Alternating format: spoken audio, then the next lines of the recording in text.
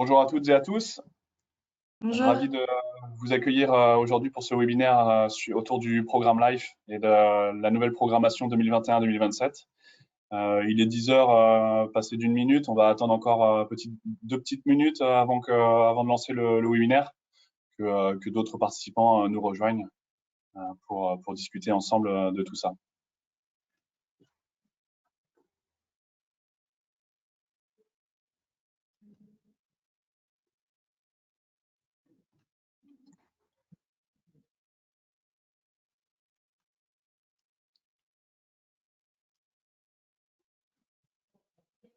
Alors oui, nous avons lancé aussi un sondage aujourd'hui dans la barre de droite sur GoToWebinar auquel vous pouvez donc répondre simplement pour avoir un petit peu d'informations sur votre connaissance du programme LIFE.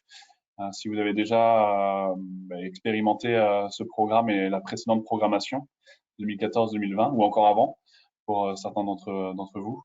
Voilà, si vous pouvez répondre simplement pour connaître un petit peu votre état de connaissance sur ce programme LIFE qui est assez plébiscité aujourd'hui en Europe.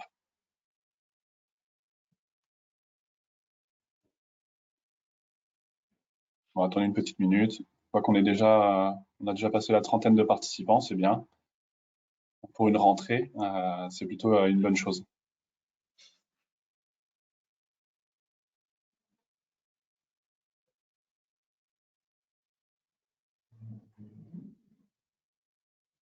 Bon, je pense qu'on va pouvoir commencer.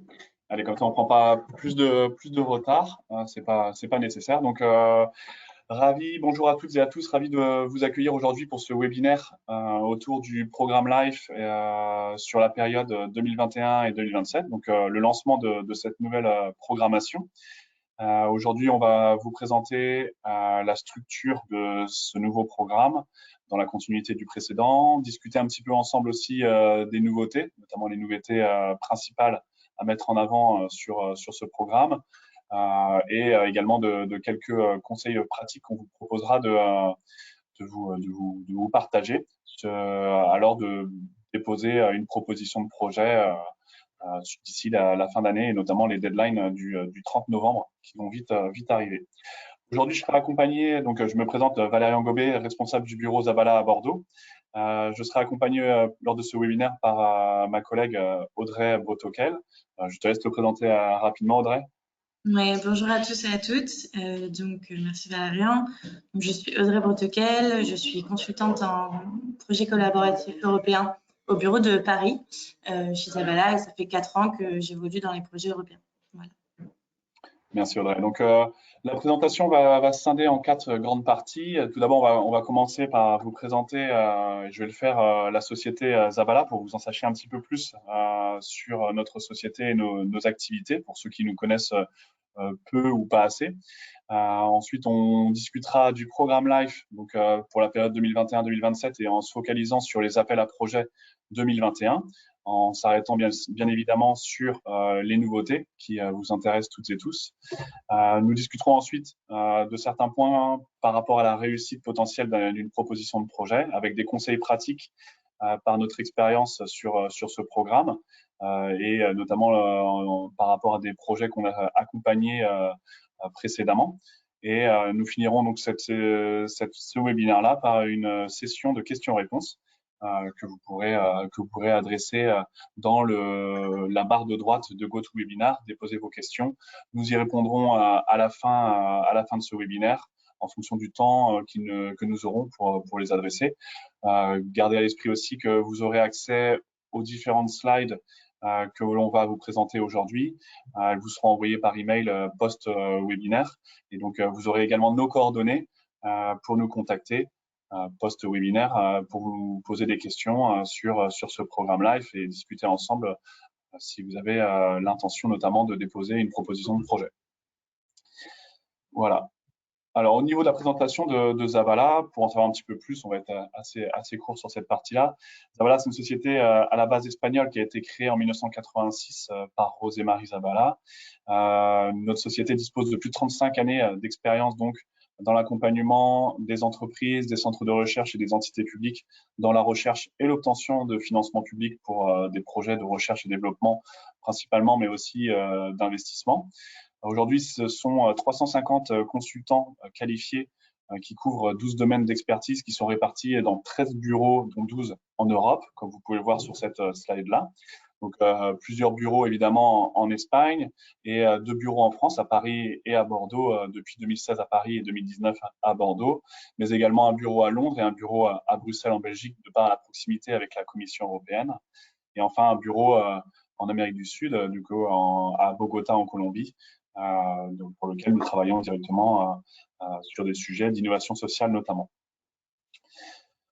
Nos services. Donc, nous avons une grosse composante et une grosse compétence expertise sur la recherche et l'obtention de financement public pour des projets. Donc, aujourd'hui, ce qui nous concerne, ce sont par le programme LIFE les financements européens. Donc, notre société et nos équipes accompagnent nos clients dans le montage de projets et la recherche de partenaires européens. Nous accompagnons également les projets qui ont été financés dans la gestion. Donc, nous intervenons en soutien du coordinateur, mais aussi de certains des partenaires du projet dans la gestion et la justification auprès de la Commission européenne.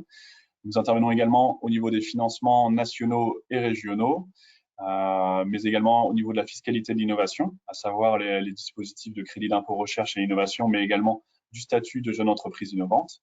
Et nous avons aussi une forte compétence dans le financement en cascade, donc le cascade funding, pour ceux qui connaissent un petit peu cette typologie de distribution des fonds européens. Et une autre grosse composante aussi sur le conseil en innovation, où l'un de nos services principaux à ce niveau-là est le service intégral des financements publics, où nous accompagnons nos clients dans la stratégie de définition notamment de financement public, à savoir quels financements publics seront accessibles en fonction de leur plan de développement et leurs priorités sectorielles et de développement. Donc là, c'est vraiment un travail main dans la main avec nos clients pour vraiment faire matcher au maximum les opportunités de financement public avec le plan et la stratégie de développement de l'entreprise. Nous accompagnons également certains de nos clients dans leur stratégie d'innovation et également dans des études et diagnostics sur mesure. Quelques informations aussi d'un point de vue statistique et données pour Zabala au niveau européen ici. Donc sur le précédent programme cadre Horizon 2020, donc pour la période 2014-2020 qui a clôturé, on va dire, l'année passée, nous avons donc eu un taux de succès de 33% pour l'ensemble des projets que nous avons déposés, donc fait financer plus de 300 projets H2020 pour nos clients, ce qui représente plus de 725 millions d'euros de subventions. Donc on parle vraiment de subventions pures pour nos clients, ce qui est quand même très significatif. Et à proprement parler pour Zabala, nous sommes partenaires de 55 projets, donc simples partenaires de projet, voire package leader et voire même coordinateur de projets. Et ce sont plus de 95 autres projets que nous accompagnons dans la gestion. Donc, comme j'en avais parlé un petit peu avant, de la gestion en soutien, on va dire directement du coordinateur, mais aussi parfois directement auprès de certains des partenaires qui n'ont pas forcément l'expérience à l'échelle européenne au niveau de cette typologie de projet et qui nécessitent et qui ont besoin d'avoir un accompagnement un peu plus sur mesure de la part de Zabala pour s'assurer que le montant de subvention qui leur a été octroyé au départ sera perçu à la fin du projet. Ensuite, au niveau du programme LIFE, donc du programme qui nous concerne aujourd'hui au travers de ce webinaire, depuis 2017, nous avons un taux de succès de 50% sur les différents appels à projets que renferme ce programme LIFE. Et sur la dernière programmation 2014-2020, nous avons fait financer nous avons fait financer 34 projets. Donc c'est vraiment un programme que nous connaissons très bien et avons l'habitude de faire financer de nombreux projets chaque année. Un programme qui a vu le jour aussi l'an passé, l'Innovation Fund, pour lequel certains projets sont encore en cours d'évaluation, notamment la phase 2 de la partie projet de grande échelle, pour lequel nous avons déposé 15 projets en phase 1, qui représentent tout de même 5% des projets soumis à l'échelle européenne. Nous avons également soumis 10 projets, dont 3 ont été financés sur la partie petite échelle de projet, donc l'appel à projet qui a clôturé en début d'année 2021. Et sur le programme Interreg, nous avons fait financer à ce jour 11 projets. Et je ne m'arrête pas non plus sur les programmes type CEF ou Erasmus+, pour lesquels également nous avons de bons résultats. On va s'attaquer maintenant sur la structure du programme LIFE et je vais laisser la parole à Audrey qui va vous présenter tout ça maintenant. Merci Valérie. Alors, du coup, la première chose qui est importante de rappeler, c'est que le programme LIFE, c'est le seul programme de l'UE qui est exclusivement consacré à l'environnement, la conservation de la nature et l'action pour le climat. Bien sûr, il y a dans d'autres programmes des aspects qui couvrent les politiques environnementales et les sujets environnementaux, mais celui-ci, c'est vraiment le seul qui est uniquement consacré à ça. Et il va du coup, en toute logique, contribuer à 100% aux objectifs du Pacte vert, donc du Green Deal européen. Tu peux passer à... Merci. Alors, juste un petit mot rapide sur le budget pour le programme 2021-2027 et ses sous-programmes. Donc, le programme LIFE, il est divisé en 2 champs d'action qui sont toujours l'environnement et le climat. Et ensuite, on a 4 sous-programmes, nature et biodiversité, économie circulaire et qualité de vie, atténuation et adaptation au changement climatique, et le dernier qui est nouveau, qui est transition énergétique propre. Donc, on vous a mis à titre indicatif les budgets en valeur, mais vraiment, ce qu'il est important de retenir ici, c'est que par rapport à la programmation précédente, il y a une augmentation du budget de 60%. Donc, c'est très conséquent. C'est vraiment très parlant sur la volonté de l'Union européenne de mettre l'accent sur les projets environnementaux. Du coup, on a un budget total pour la période 21-27 qui est de 5,43 milliards d'euros. Ouais, tu peux passer. Merci, Valérie. Alors, on vous a mis quelques informations générales qu'on pense qui sont importantes à retenir. La première chose, c'est qu'on est sur des thématiques ouvertes. Donc, il y a beaucoup de possibilités et du coup, ça va permettre aux porteurs de projets, donc vous, on l'espère, de proposer des innovations qui vont directement être en lien avec leur stratégie et avec leur plan de développement. À savoir que par contre, ces innovations, même si les topics sont ouverts, ces innovations doivent absolument être alignées avec les politiques climatiques et environnementales qui sont mises en place par l'Union européenne. C'est quelque chose sur lequel on va pas mal insister pendant le webinaire parce que quand on prend un topic et surtout quand on a l'habitude des autres programmes, on va vraiment se concentrer sur ce qui est écrit dans le topic. Mais il faut pas oublier qu'à côté de ça, il y a plein de documents référentiels de l'Union européenne, notamment des directives, etc., comme on va le voir après. Et c'est des documents qu'il faut absolument lire pour s'assurer que notre projet est en lien avec. La deuxième chose, c'est que sur LIFE, il n'y a pas de financement des projets de recherche. On est uniquement sur des activités qui sont de démonstration et de pilote. Et donc, du coup, sur les résultats, les indicateurs sont très attendus et ça doit être vraiment concret et réel. Comme on est sur des activités de démonstration et de pilote, bien entendu, la proximité avec le marché est très importante. Et donc, du coup, on va donner une plus grande place aux acteurs privés par rapport aux précédentes programmations. C'est un programme qui va globalement s'inscrire dans la continuité des précédentes programmations, même si il y a quelques nouveautés de fond, mais surtout des nouveautés de forme que Valérian vous présentera tout à l'heure.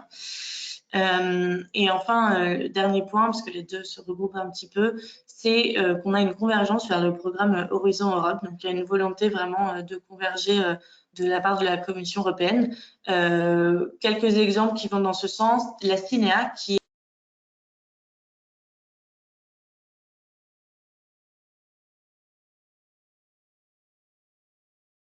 l'organisme qui gère le programme LIFE, c'est aussi l'organisme qui va gérer le cluster 5, qui est le cluster énergie d'Horizon Europe pour ceux qui connaissent. Une deuxième chose, c'est que par exemple, pour soumettre les propositions, on ne va plus utiliser l'outil précédent qui était e-proposal. On va utiliser le EU Funding and Tenders Portal, qui est le même pour Horizon Europe et pour H2020. Et donc, dans la continuité de ça, on va accorder une grande importance à l'impact qui doit être important pendant le projet, mais aussi après le projet, avec évidemment des indicateurs mesurables. Tu peux passer, merci. Alors, sur les types de projets, donc ça, c'est assez important parce que ça va vraiment déterminer le périmètre de votre projet. Donc, on a globalement 5 types de projets, mais nous, on va se focaliser ici sur les 3 premiers, parce que les 2 autres sont beaucoup plus minoritaires. Donc, le premier, c'est le projet SAP, donc, qui est pour Standard Action Project. Ce sont anciennement les projets traditionnels, pour ceux qui connaissent un peu le programme LIFE. Donc, un monopartenariat est possible, mais majoritairement, ça va être des projets qui sont collaboratifs, avec des consortiums en moyenne de 3 à 6 partenaires. Donc, je dis en moyenne, c'est basé sur des données de 2014-2020. Et il y aura un bonus pour les projets, on va le voir après pour les critères d'évaluation, mais il y a un bonus pour les projets qui sont transnationaux, donc qui ne sont pas, par exemple, uniquement franco-français. Ici, on est sur des projets pilotes, des projets de démonstration, aussi des projets qui peuvent faire appel aux meilleures pratiques. Et il y a une partie qui est appelée gouvernance. Donc là, ça va être des projets traditionnels dont l'objectif, c'est l'information, la sensibilisation et la diffusion des connaissances. Donc ça, c'est quelque chose qui va être très important dans le projet LIFE. Et on retrouvera ce type de projet traditionnel gouvernance dans chaque sous-programme. Ensuite, on va avoir les projets SIP et SNAP, donc SIP, SNAP, SIP pour Strategy Integration Project et SNAP pour Strategic Nature Project. Donc, à savoir qu'en fait, le SNAP, c'est un projet SIP, mais pour le sous-programme Nature et Biodiversité. Ce sont anciennement les projets intégrés. Donc ici, il va plutôt s'agir de la mise en œuvre de stratégies ou de plans d'action en matière d'environnement ou de climat qui sont requis par la législation de l'Union européenne. Une chose importante à savoir, c'est que ces projets intégrés, ils doivent couvrir une grande échelle territoriale. Donc, ça peut être régional, transrégional, national ou transnational. Ici aussi, on va avoir un bonus pour les projets transnationaux. Autre chose importante, c'est qu'on va avoir une association de l'ensemble des acteurs pertinents pour la mise en œuvre du plan de stratégie. Donc, on est sur des projets collaboratifs. Et il est important de savoir que le portage de ces projets doit se faire par l'autorité qui est en charge de l'implémentation du plan de la stratégie. Ça veut dire que, par exemple, si vous vous positionnez sur le sous-programme Nature et Biodiversité, ce qui va être important, c'est la directive EU Birds and Habitats, donc la directive sur les oiseaux et la protection des oiseaux. Si vous êtes une collectivité territoriale qui va mettre en place ces stratégies sur son territoire, ça doit être vous qui devez porter le projet. Et enfin, ce qui va être important pour ces projets, c'est la mobilisation d'une tierce source de financement, autre que l'AF. Ensuite, on a les OAG, donc Other Action Grants. Ici, c'est des projets qui sont très similaires au CSA, les Coordination and Support Action, sous H2020 et Horizon Europe, si vous connaissez. Donc, en fait, ce sont des projets qui ne sont pas technologiques. Ça va être des projets qui sont sur le renforcement des capacités ou le développement des compétences, la dissémination de l'information et de la connaissance et la sensibilisation pour soutenir la transition énergétique et améliorer l'efficacité énergétique. Enfin, on a 2 autres types de projets, mais qui sont, comme je le disais, plus minoritaires. Donc, on a les Technical Assistance Project, qui sont anciennement les projets préparatoires. Donc, il s'agit d'un soutien financier pour préparer un projet SAP, SIP ou SNAP. Et quand on dit ça, c'est par exemple si vous avez le besoin pour votre projet de faire des travaux préparatoires ou des études préliminaires. Là, les Technical Assistance Project vont pouvoir financer cette partie. Et enfin, on a les Operating Grants, qui sont en fait un soutien aux organisations à but non lucratif, donc les associations par exemple, qui vont venir développer, mettre en œuvre ou garantir la politique climatique et environnementale de l'Union européenne. Voilà, tu peux passer. Ouais, merci. Donc ici, c'est un résumé de façon schématique des différents projets avec la différence entre le programme 2014-2020 et la programmation 21-27. Donc les 4 premiers qui étaient déjà là mais qui changent de nom. Et puis les 2 derniers qui sont des additions pour cette programmation. Tu peux passer à la slide suivante. Merci. Donc maintenant, on va passer à la présentation des 4 sous-programmes. Donc à commencer par le programme Nature et Biodiversité. Alors, je vais vous dire quelques mots sur Nature Governance, qui est un projet SAP, donc projet traditionnel. Comme je vous le disais, ce sont des projets qui vont vraiment viser la diffusion des connaissances et la sensibilisation. Donc, on est sur un petit budget total qui est de 3 millions, la taille des projets, pareil, assez petite et seulement 2 projets sélectionnés. Ces projets gouvernance, je vous en dis 2 mots ici, mais ils vont être dans chaque sous-programme, à chaque fois des projets traditionnels et c'est à chaque fois la même chose, la diffusion des connaissances et de la sensibilisation. Ensuite, pour les projets traditionnels nature et biodiversité, on a un budget de 122 millions avec une taille de projet assez large, donc entre 2 et 13 millions, et un nombre de projets sélectionnés qui sera de maximum 35. Alors, on a 2 priorités. Il y a pas mal de topics, donc je vais vous donner quelques exemples, mais on a préféré vous mettre les priorités pour pas avoir des slides trop chargés. Alors, la priorité numéro 1, c'est soutenir les objectifs de la directive EU Birds and Habitats, donc comme je le disais, celle sur les oiseaux, et ceux de la directive Invasive Alien Species Regulations. Et la deuxième priorité, ça va être de contribuer aux objectifs de la stratégie biodiversité de l'Union européenne à horizon 2030. Donc, pour des exemples de projets, on va par exemple avoir un topic sur le verdissement des zones urbaines et périurbaines, la renaturalisation des terres agricoles, inverser le déclin des pollinisateurs, donc ça va plutôt être sur la deuxième priorité, améliorer la santé et la résilience des forêts, et un autre topic sur réduire le taux de mortalité des espèces menacées. Voilà pour quelques exemples. On peut passer au programme suivant, économie circulaire et qualité de vie. Donc ça, c'est le sous-programme qui a le plus de priorités. Comme vous voyez, il y en a 7, qui sont les 7 qui sont repris dans le titre du premier type de projet. Donc pareil, je ne repasse pas sur les projets gouvernance. Mais pour les projets traditionnels, les projets SAP, on a un budget de 95 millions avec des budgets entre 2 et 10 millions et maximum 50 projets financés. Donc, c'est pas mal, c'est assez conséquent. Pour les projets intégrés, on a un budget de 52 millions, des gros budgets entre 10 et 30 millions, mais ici, c'est pour 5 à 10 ans. Et il y en aura 2 à 4 financés. Donc, on a 7 priorités qui sont économie circulaire et déchets, l'air, l'eau, le sol, le bruit, les produits chimiques et, alors, j'espère bien le prononcer, New Bauhaus Europe. Bauhaus, c'est germanique, il me semble.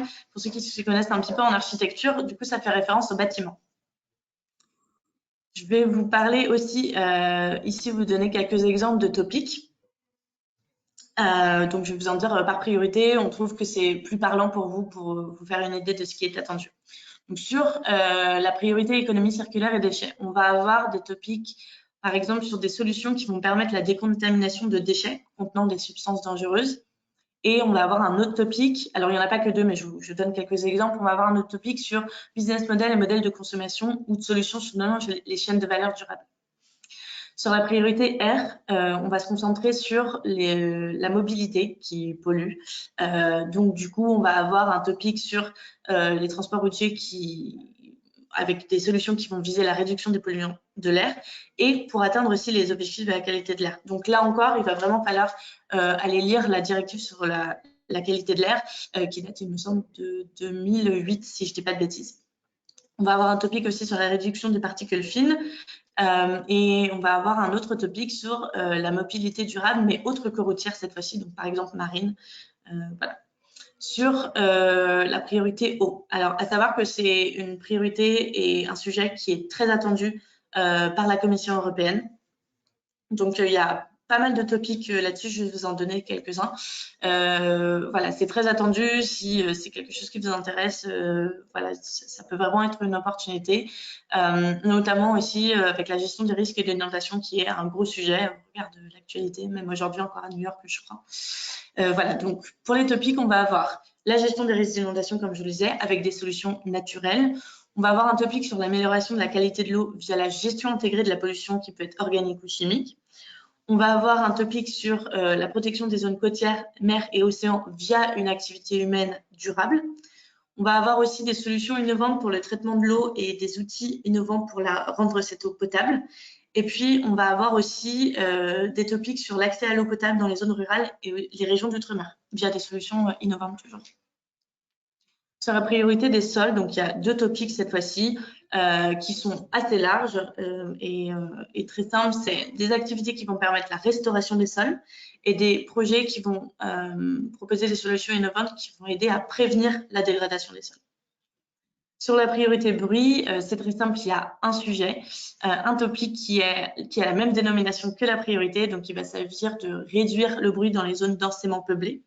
À savoir que ça peut passer à la fois par exemple, les bâtiments, les outils innovants pour la restauration des bâtiments sur ce sujet, mais aussi, par exemple, sur les éléments qui font du bruit. Donc, vivant à Paris, par exemple, les moteurs de scooter.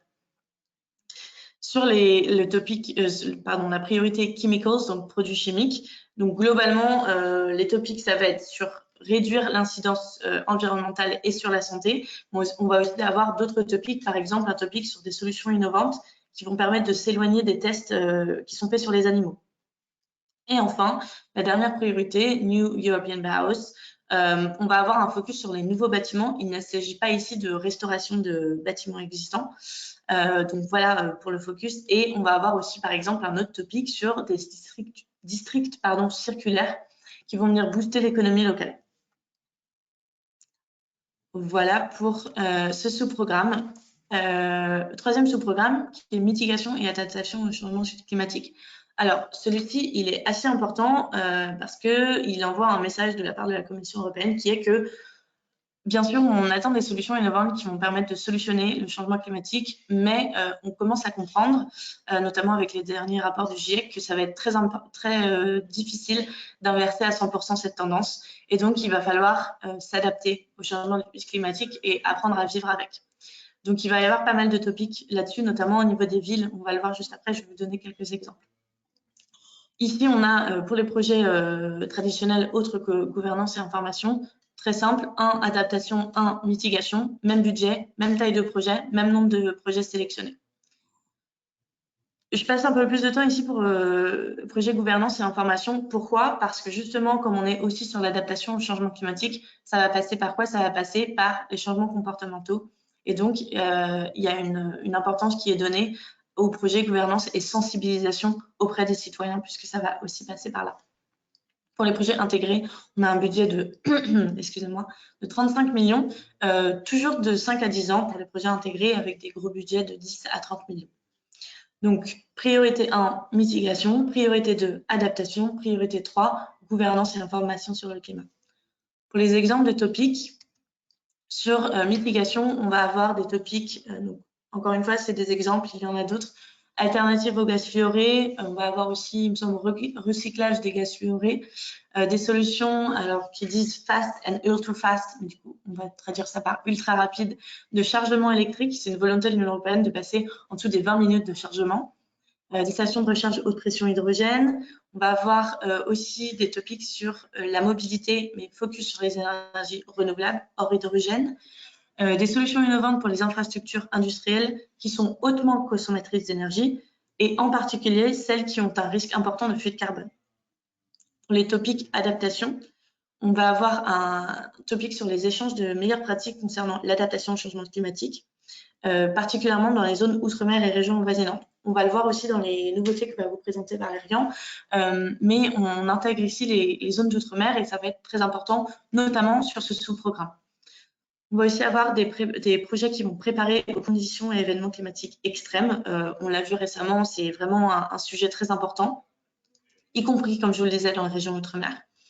Et puis là, c'est plus important et plus focalisé sur plus important pour les villes, pardon, et plus focalisé sur les zones urbaines, des solutions qui vont améliorer la résilience des bâtiments quant aux événements climatiques extrêmes et changements climatiques, et aussi des solutions pour préparer les villes au changement climatique et les rendre plus résilientes. Donc ici, si vous êtes une collectivité territoriale, il va y avoir pas mal d'opportunités. Voilà pour le sous-programme mitigation et adaptation. Pour le dernier sous-programme, qui est un petit peu différent et qui est nouveau, et c'est là qu'on voit aussi une convergence vers le programme Horizon Europe, le sous-programme de transition énergétique propre. Donc, il y a 5 priorités. Alors, je ne vais pas rentrer en détail dans toutes les priorités, on va vous présenter quelques topics aussi après. Mais ce qui est important de retenir, c'est la priorité numéro 5, qui est, comme le sous-programme précédent, focalisé sur la sensibilisation, la responsabilisation des citoyens dans la transition vers une énergie propre. Donc, on met vraiment l'accent sur ça aussi. Et la priorité 3 et 4 qui sont des priorités un petit peu différentes. La priorité 3 qui est d'attirer des financements privés pour les projets d'énergie durable. Priorité 4 qui est de soutenir des projets d'investissement locaux et régionaux dans le domaine de la transition énergétique. Voilà. Pour les exemples de topics, donc là, ce n'est pas des exemples, on vous a mis la liste complète. Tu peux passer à la slide suivante, Valérie. Merci beaucoup. Donc, il y en a 18. Les 18 sont affichés à l'écran. Alors, Comme vous le voyez, ne serait-ce que dans la forme et dans le format des topics, on est très similaire à Horizon 2020 et Horizon Europe. Pourquoi je vous disais aussi tout à l'heure que c'est CET, parce qu'on le retrouve dans le titre. Donc CET, c'est pour Clean Energy Transition. Vous en avez 18, comme je vous le disais précédemment, il s'agit de projets qui sont non technologiques. Donc ça va être similaire au CSA sous Agent 20 et Horizon Europe, comme je vous le disais. Du coup, on est sur des petits budgets qui sont entre globalement 1,5 million et 2 millions. Et vous avez dans la dernière colonne le budget global, ce qui vous permet de savoir à peu près combien de projets seront financés. On est par contre sur une subvention beaucoup plus élevée que tout à l'heure. Donc, c'est 95% de subvention. Et on est sur des projets qui sont collaboratifs, aussi 3 États membres minimum. Donc, pareil, même critère que sous Horizon 2020 et Horizon Europe. Donc, je ne vais pas rentrer dans le détail de tous les topics, mais vous voyez que là, on est beaucoup sur le bâtiment et cette fois-ci dans la restauration et la rénovation des bâtiments. Donc, le premier, Large Scale Rollout of Buildings Renovation. On a aussi Integrated Home Renovation Service. Voilà. Il y en a plusieurs et il y a aussi le montage de réseaux. Il y en a un, par exemple, EU Community of Integrated Home Renovation Service Practitioners. Voilà, donc ça, ce sont des projets du coup non technologiques. Tu peux passer à la slide suivante, merci beaucoup. Donc, information importante et bien évidemment, les dates de clôture qui arrivent assez vite, si ce n'est très vite. Donc, pour l'année 2021, et du coup 2022 aussi, à savoir que d'habitude, les projets traditionnels, qui sont les projets SAP, sont en 2 temps. Il y a d'abord ce qu'on appelle une note de concept note, et la proposition complète. Cette année, ils ont pris du retard dans la publication des calls et des topics, et donc du coup, on est en une seule phase. Donc, pour tous les projets traditionnels, tout sous-programme confondu, on va être sur une deadline au 30 novembre, donc c'est dans 2 mois, quasiment tout pile, donc ça arrive assez vite, et un début des projets qui sera pour l'été 2022. Pour les projets intégrés, tout programme confondu aussi, là on est en 2 phases. La première, dans 1 mois et demi, le concept note, donc quelques pages le 19 octobre, et la proposition complète, un peu plus de temps cette fois-ci, en avril. Et puis un début des projets qui sera pour la rentrée 2022. Et enfin, pour les Other Action Grants, donc on a vu, c'est le sous-programme Transition énergique propre. Ça sera en une seule phase. Il sera pour janvier 2022, mi-janvier, au retour de Noël, et pour un début de projet qui sera à la fin de l'année 2021. Je passe la main à Valérian qui va vous présenter les nouveautés du programme. Merci Audrey. Alors, parmi les principales nouveautés du programme LIFE, d'un point de vue organisationnel, c'est une nouvelle agence qui est en charge du programme, c'est l'agence Cinéa, comme l'a présenté un peu plus tôt Audrey. La nomenclature, comme vous l'avez vu, et les appels à projets ont changé ou évolué. Je ne reviendrai pas sur les nombreux acronymes que Audrey vous a présentés un petit peu avant, mais en tout cas, il faut se familiariser un petit peu avec tout ça pour vérifier sur quelle typologie de projet vous devez déposer votre proposition. Au niveau des bénéficiaires, la participation est élargie et on intègre aujourd'hui les pays et territoires d'outre-mer, comme le sont la Réunion, la Martinique, la Guyane et bien d'autres, et les pays tiers, dont font partie notamment les pays du Maghreb. D'un point de vue consortium, dans le sous-programme Transition énergétique propre, donc il y a le critère d'avoir au moins 3 partenaires de 3 États membres différents pour pouvoir prétendre à déposer une proposition de projet. Seulement 3 des nombreux appels à projets font exception puisqu'il est possible ici de déposer un projet seul, donc monopartenaire.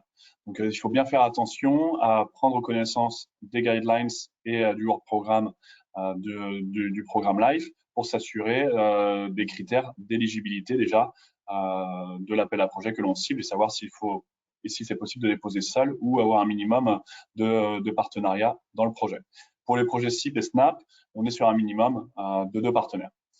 Au niveau du périmètre de la subvention, et ça c'est quelque chose qui est aussi très intéressant à souligner, pour les projets Standard Action Project, donc les SAP, le taux de financement a un peu augmenté, c'est quand même significatif, on passe de 55 à 60%, on se rapproche un peu plus du standard que l'on peut voir et, au niveau Horizon 2020, Horizon Europe, sur les projets d'Innovation Action où le taux de financement est de 70% pour les entreprises. Pour les projets dans le sous-programme biodiversité et nature, il y a 3 paliers de financement en fonction de la typologie de votre projet du call auquel vous appliquez, à savoir 60, 67 ou 75%. Donc ça, c'est à bien regarder au moment où vous déposez votre projet, évidemment. Et pour les projets dans le sous-programme transition énergétique propre, les projets de type, on va dire, CSA, sont financés à hauteur de 95%. Donc, c'est quand même un financement qui est très, très intéressant pour ces derniers projets. Grande nouveauté pour ceux qui ont eu l'habitude précédemment de se confronter à la e-proposal et l'aspect chronophage et complexe que cela pouvait représenter. Il y a une grande nouvelle, c'est qu'effectivement, on va désormais déposer les projets sur le Funding and Tenders Portal de Horizon Europe. Donc, on va être sur une procédure de dépôt quand même moins complexe et simplifiée pour les porteurs de projets. Donc, avec de manière très, très simple, plusieurs parties du dossier. La partie A qui renseigne notamment qui est à renseigner directement en ligne pour les informations administratives sur les participants et le résumé budgétaire du projet. La partie B, donc c'est la proposition technique. Donc là, on est sur la plupart des sous-programmes une limite de 120 pages, pas de limite par section, en tout cas pas indiquée. Donc ça peut représenter des dossiers très conséquents. Et sur le Clean Energy Transition, on est sur une limite de 70 pages, qui est un peu plus restreinte. La partie C, c'est donc les indicateurs clés de performance qui remplacent le fichier Excel pour ceux qui ont pu connaître précédemment des KPI indicators, qui est directement à renseigner sur le portail. Ensuite, quelques annexes sont obligatoires, et notamment un fichier Excel du budget détaillé et des informations sur les participants qui doivent être donc soumis en temps et en heure lors du dépôt de votre proposition de projet. Quelques annexes facultatives peuvent être également apportées. Les lettres de soutien, qui est un point à ne pas négliger non plus dans votre proposition de projet, puisque ça peut apporter un peu plus d'envergure à votre projet tout simplement. La description des infrastructures, la déclaration de cofinancement quand cela est notamment indiqué, fortement recommandé. La description des espèces et des habitats. Donc ça, c'est vraiment focalisé sur le sous-programme biodiversité et nature, la carte des localisations et encore d'autres annexes qui peuvent être facultatives également, comme l'analyse de cycle de vie ou le plan d'entreprise, quand c'est possible.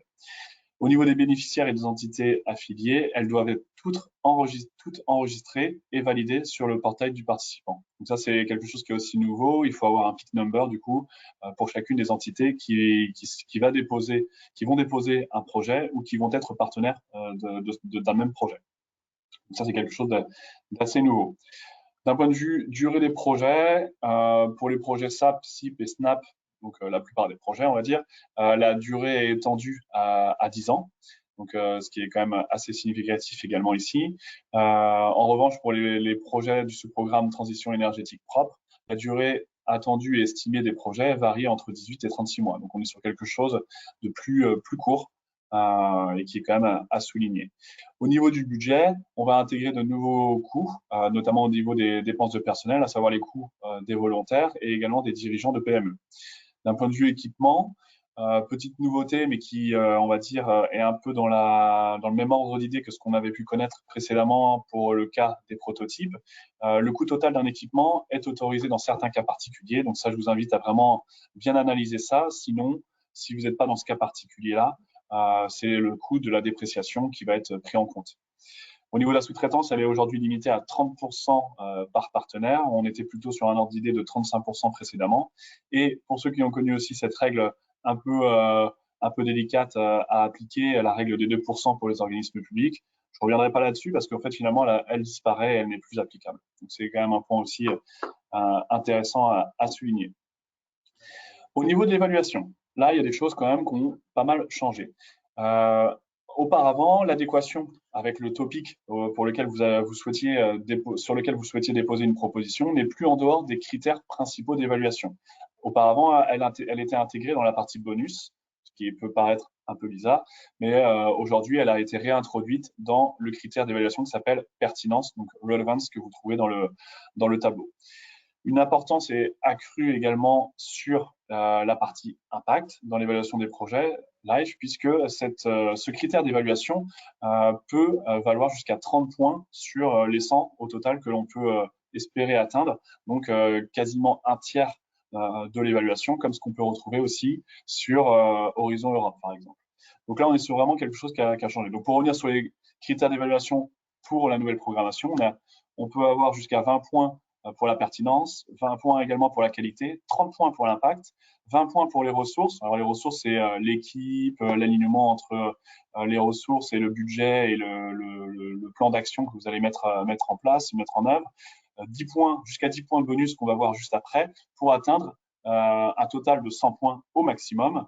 Et à savoir qu'il y a quand même des seuils minimums à atteindre pour pouvoir, pour faire en sorte que votre proposition passe le seuil d'éligibilité. Donc, c'est-à-dire, pour certains critères, c'est 10 ou 15, mais le score global qui doit être atteint au minimum doit être de 55. Donc, ça, c'est quand même quelque chose à souligner également. La partie bonus, ils ont été considérablement réduits. Donc ça, c'est quand même un point important, puisqu'avant c'était 25 et aujourd'hui on est plutôt sur quelque chose autour de 10. Et aujourd'hui, ça va être 2 points qui vont être attribués si vous avez des synergies exceptionnelles entre le topic et le sous-programme que vous visez avec d'autres sous-programmes du programme LIFE. Si notamment vous avez participé au scale-up de résultats d'autres projets qui ont été financés par la Commission européenne. L'approche transnationale, c'est 2 points supplémentaires que vous pouvez obtenir. Et également aussi le potentiel catalytique exceptionnel de votre projet qui peut aussi générer 2 points supplémentaires. Donc, ça peut paraître pas très significatif d'aller chercher 2 points supplémentaires, mais je peux vous dire qu'avec le recul lors des évaluations, ça se joue parfois à pas grand-chose. Et je vais prendre juste l'exemple de l'approche transnationale qui rapporte 2 points. Parfois, c'est ce qui peut faire que votre projet bascule d'un projet non financé à un projet financé. Et parfois, ça nécessite pas forcément un effort extrême d'avoir cette approche transnationale dans votre projet. Et ça peut éviter d'avoir quelques regrets par la suite. Donc, gardez aussi, ça représente 10% de l'évaluation totale, mais gardez à l'esprit aussi ces points de bonus qui peuvent être quand même assez significatifs lors de l'évaluation. Au niveau du paiement de l'aide, simplement quelques mots. Auparavant, on était sur, notamment sur la période Covid, un préfinancement à 40%. Aujourd'hui, on retrouve un préfinancement à hauteur de 30% pour les différents projets. Ah, j'ai un souci. Hop.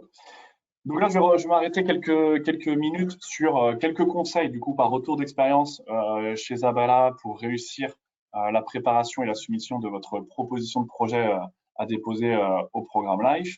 Donc, 10 points notamment sont à souligner. Le premier, c'est mettre l'accent sur le vert. On s'insère dans le Green Deal aujourd'hui. On fait beaucoup appel à ça et on se réfère à beaucoup de choses autour de ça. Aujourd'hui, votre projet et votre proposition de projet doit adresser des grands problèmes environnementaux ou climatiques qui sont évidemment identifiés au niveau européen et auxquels vous souhaitez apporter des réponses. Donc, il est super important que vous n'oubliez pas de vous concentrer sur les priorités qui ont été définies dans le programme de travail pluriannuel du LIFE. On est dans un projet qui n'est pas de R&D comme l'a indiqué Audrey précédemment, on est dans de la démonstration, donc vous devez mettre en œuvre un démonstrateur ou un pilote, et il est important que donc vous testiez des solutions nouvelles, innovantes, j'insisterai sur ce point-là, qui ne sont pas encore sur le marché et qui vont permettre d'apporter une réponse à une échelle de réponse qui est pertinente, donc dans un environnement réel, au niveau du TRL, pour ceux qui connaissent, on démarre plutôt à un TRL 6 pour aller jusqu'au moins un TRL 8. Donc, on est sur des projets proches du marché, mais pas un produit qui est déjà commercialisé. Et ce qui permet donc ensuite d'être un vrai accélérateur pour la technologie et l'entreprise à l'heure d'ensuite mettre le produit sur le marché. Mesurer, ce verbe-là est aussi très important. Il faut d'ores et déjà que vous vous compariez à quelque chose pour pouvoir prétendre à par exemple, avoir une atténuation des émissions de dioxyde de carbone ou de NOx. Donc, la base de référence à laquelle vous allez vous comparer doit être très claire, justifiée. Et ça, c'est extrêmement important parce que c'est à partir de là que vous allez avoir des objectifs quantifiés, des impacts que vous allez vous attendez à atteindre et planifier une stratégie évidemment de suivi des indicateurs clés de performance. Ça, très important, la baseline, c'est quelque chose sur lequel on peut avoir souvent des shortcomings dans l'évaluation. Donc ça, je vous invite à vraiment bien travailler là-dessus. Légiférer, terme un peu barbare, je vous l'accorde, c'est juste qu'il ne faut pas oublier le cadre législatif. tant environnementales que non environnementales, puisque cela affecte le projet et les problèmes que vous souhaitez résoudre au travers de votre projet. Donc, il faut mettre en avant notamment les lacunes d'un point de vue législatif de l'application de votre technologie et apporter de nouvelles idées. C'est-à-dire que, par exemple, si vous êtes sur le retraitement de molécules toxiques dans l'eau et qu'il n'y a pas de cadre législatif qui légifère du coup sur ces molécules cibles-là, et bien du coup, votre projet peut aussi permettre de faire évoluer ce cadre législatif et de créer du coup de nouvelles politiques, ce qui nous permet de rebondir sur le 5e point, c'est donc l'application en politique, c'est-à-dire que votre projet peut être à l'origine de fournir des recommandations réglementaires tirées de l'expérience et des résultats de votre projet. Donc là, c'est quand même extrêmement important, c'est un point aussi à souligner.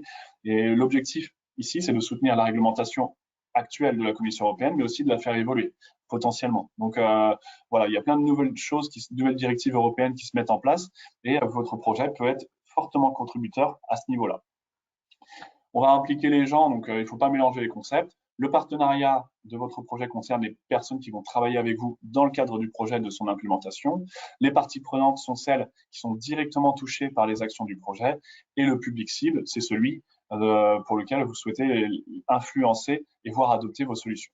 Au niveau de la durabilité, important aussi, dans le plan de la durabilité de votre projet live, ne laissez pas votre travail se terminer à la fin du projet live. Les évaluateurs s'attendent à ce qu'il y ait une continuité et il faut donc définir ici, dans la proposition, une stratégie à long terme et planifier l'exploitation des résultats au-delà de la fin du projet. On n'est pas là pour financer un démonstrateur et puis ensuite ça s'arrête ici. Non, on est vraiment sur quelque chose qui va avoir un impact sur le long terme et c'est pour ça qu'on a intérêt à faire financer des projets qui sont assez proches du marché sans être pour autant déjà mis sur le marché. Transférer, c'est un autre point clé. La démonstration de votre projet, c'est donc une vitrine à l'échelle européenne et permet d'expliquer que votre solution, donc la solution que vous avez créée, permet de résoudre un problème qui a été identifié au niveau environnemental et climatique. Ce n'est pas simplement de la diffusion de résultats, mais c'est aussi de la diffusion de connaissances et aussi de la reproduction de la solution définie. Donc ça, la reproductibilité, c'est aussi un terme qui peut être lié à la transférabilité, qu'il faut aussi garder à l'esprit parce qu'il faut un plan de réplication post-projet de votre solution. Les deux derniers points sont plus des points un peu transversaux. On vous invite fortement à lire, à vous documenter. Lisez votre proposition, relisez-la, faites-la relire, corrigez-la, c'est vraiment important. Prenez du recul. La compréhension de l'appel à projet auquel vous répondez requiert une connaissance approfondie quand même du programme LIFE pluriannuel. Je ne saurais trop vous recommander de vous faire accompagner aussi par des gens qui maîtrisent ce programme, puisque aujourd'hui c'est quand même un programme qui est compétitif et qui nécessite du coup cette connaissance.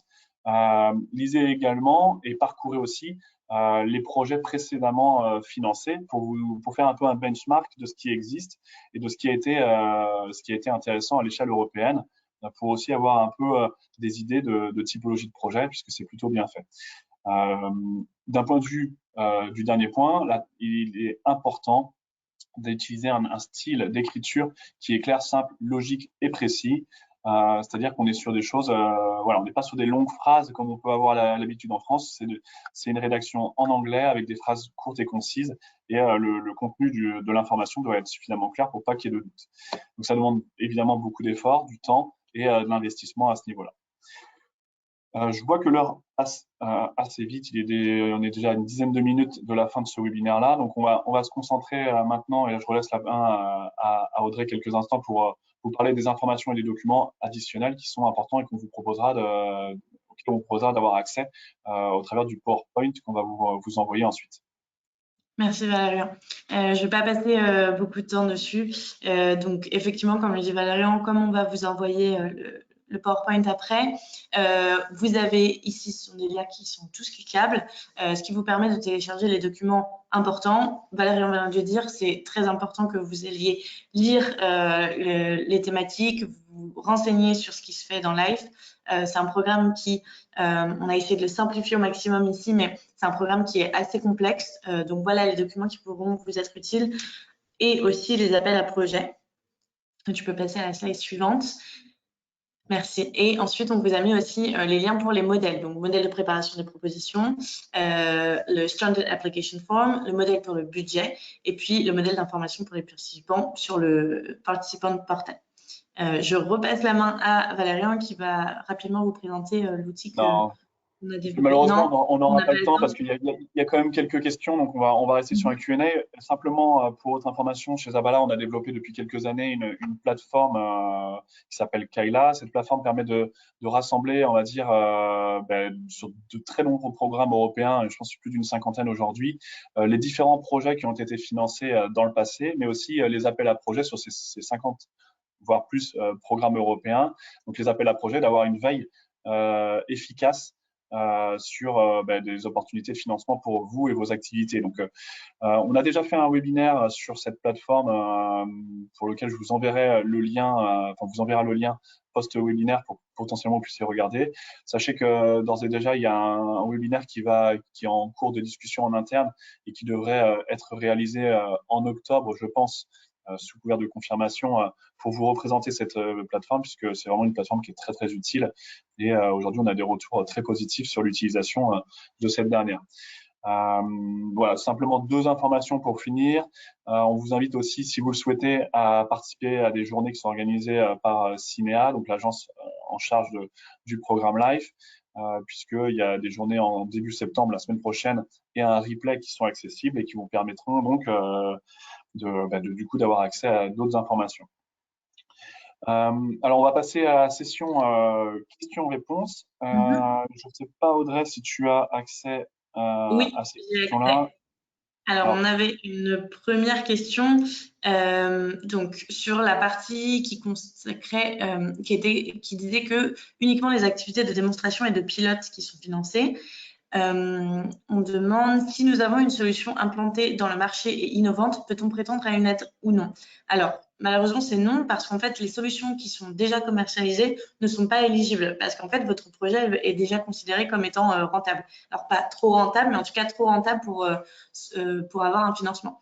Là, il va vraiment financer les solutions qui sont proches du marché, mais pour les aider à y rentrer plus rapidement. Tout à fait. Ouais, je regarde sur mon téléphone, c'est plus simple pour trouver les questions, pardon. Ouais, tu les as. On a une question aussi sur la participation. Ça, c'est une question qui revient très souvent, effectivement. Peut-on participer seul?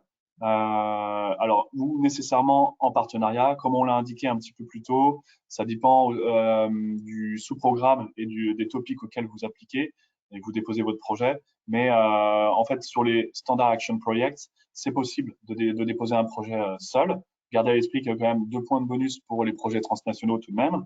Mais il faut prendre en compte que la Commission européenne cherche le caractère transnational des projets et donc la collaboration entre des différents pays qui est quand même extrêmement importante et attendue, notamment dans des projets où il va y avoir des points clés, la transférabilité et aussi l'exploitation des résultats à prendre en compte. Donc, c'est-à-dire la transférabilité, c'est potentiellement tester et continuer à transférer votre technologie sur d'autres sites européens à définir.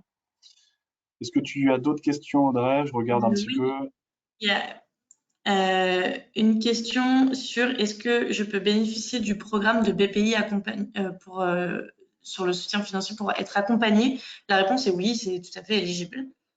Oui, c'est Euh, l'aide partenariat technologique de BPI France. Donc, comme sur Horizon Europe, effectivement, vous pouvez, si vous souhaitez travailler avec Zabala, on peut vous accompagner là-dessus pour faire les démarches auprès de BPI pour demander à ce que 50% de nos honoraires fixes au dépôt soient pris en charge par BPI et vous permettre d'avoir, on va dire, une aide quand même significative pour payer l'accompagnement d'un cabinet de conseil. on a une autre question. Quelle est la proportion de projets à caractère industriel dans le projet LIFE? Donc, en fait, il n'y a pas de proportion à proprement parler, mais comme on l'a dit au début, dans ce programme, il y a une place plus importante qui est accordée aux acteurs privés, et donc, bien sûr, dont les industriels font partie.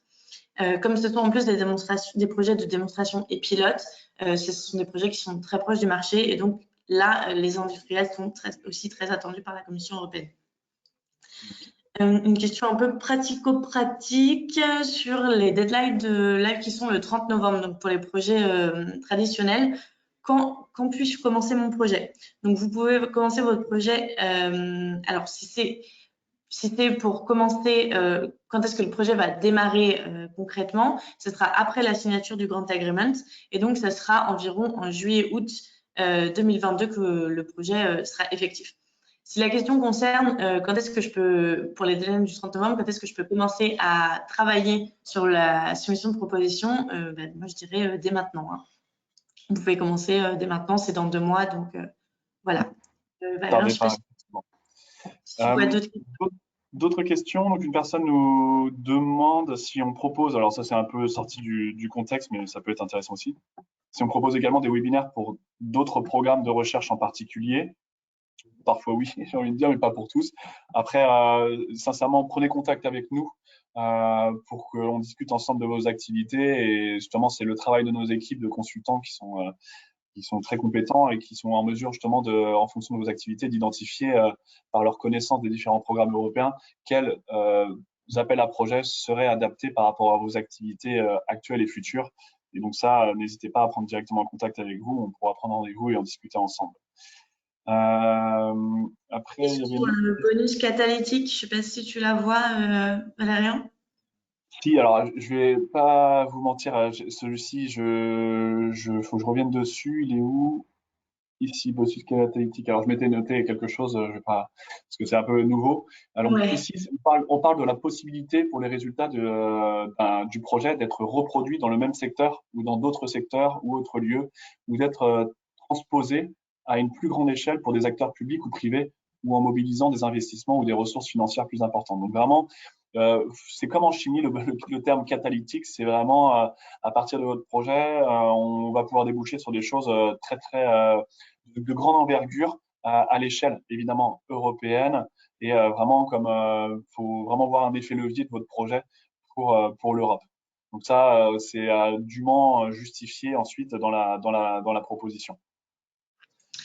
Il y a une autre question sur est-ce que tous les calls sont déjà connus, publiés pour toute la période 2021-2027 ou bien est-ce que de nouveaux calls sont à venir? Donc les calls sont annuels, ils sont chaque année. Les priorités sont plus ou moins les mêmes à chaque fois. Par contre, les dates vont être publiées de façon annuelle. C'est ça, chaque année. Après, on ne sait pas, aujourd'hui, on n'a pas l'information non plus si on rebasculera, par exemple, pour les SAP, les Standard Action Projects, sur ce qui existait sur les projets traditionnels, à savoir Concept Note plus Full Proposal. Donc ça, on n'a pas l'information. En tout cas, on sait juste que cette année, c'est exceptionnel par le retard pris par la Commission européenne. Mais voilà, on verra très prochainement, enfin, prochainement, j'espère début d'année prochaine, si ils repartent sous le même format ou ils restent sur celui-ci. Il y a une question sur le taux de financement. Donc, les taux de financement vont de 55 à 95%. Est-ce que c'est le même taux pour tout type d'entité, pardon? La réponse, tout type d'entité. Donc, pour les j'imagine que la situation, c'est pour les industriels, pour les PME, pour les organismes de recherche. Oui, il s'agit du même taux pour les entités. Là où le taux va être différent, c'est vraiment en fonction des projets et des sous-programmes. Tout à fait. Après, je n'ai pas l'impression qu'il y ait d'autres questions. Voilà, on est dans le timing. On va vous envoyer un petit sondage à la fin, juste si vous pouvez cliquer et nous donner un petit peu votre retour sur le format de ce webinaire et si l'information, le format vous a plu et l'information a été intéressante pour vous. En tout cas, je pense que pour Audrey et moi, on a été très contents de pouvoir animer ce webinaire en espérant que vous ayez apporté des informations intéressantes qui vous permettent de potentiellement mûrir votre souhait de déposer un projet au programme Life. Je vous invite à nous contacter si vous avez des questions, si vous avez besoin d'un accompagnement. Nos équipes seront là pour vous répondre et vous accompagner. Et il ne me reste plus qu'à vous souhaiter une très bonne journée et vous remercier encore une fois pour votre participation. Merci, je me joins à Valérian pour vous remercier. Comme il l'a dit, si vous avez d'autres questions, vous avez notre contact, on va vous envoyer aussi les slides, donc n'hésitez pas à nous contacter pour d'autres questions. Voilà. Je laisse un peu de temps pour répondre Voilà, au on va journal. fermer dans 5 petites minutes le webinaire, le temps que vous répondiez au sondage. Merci à tous. Merci beaucoup.